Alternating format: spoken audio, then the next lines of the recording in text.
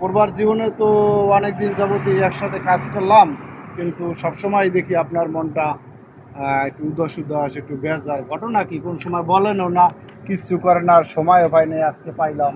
যদি একটু বলতেন। ভাই ভালো লাগে না আসলে ভাই এগুলো। বলতে কি, আমার কষ্টটা শুধু একান্ত আমারই। ঠিক আছে, এটা প্রকাশ করার মতো না আমার কষ্টটা, কিন্তু আমার কষ্টটা আমার আল্লাহ জানে কিছু, বুঝছেন।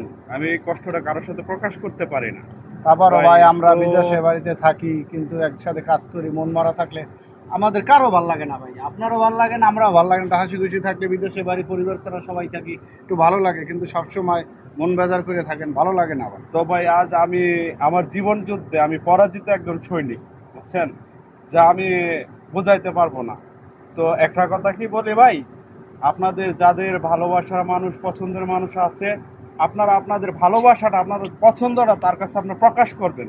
যদি আমার মতো প্রকাশ না করতে পারেন, তাহলে আপনারা সারা জীবন আমার মতো দুঃখের কষ্টের আগুনে জ্বলতে হবে, পুড়তে হবে ভাই, বুঝছেন। জি ভাই। তো আর কি, ভালো ঠিক আছে থাকেন। ভাই, দোয়া রাখেন ভাই। আমি দোয়া করি আপনার এটা যেন ভালো থাকে। আল্লাহ হাফেজ, ভালো থাকেন।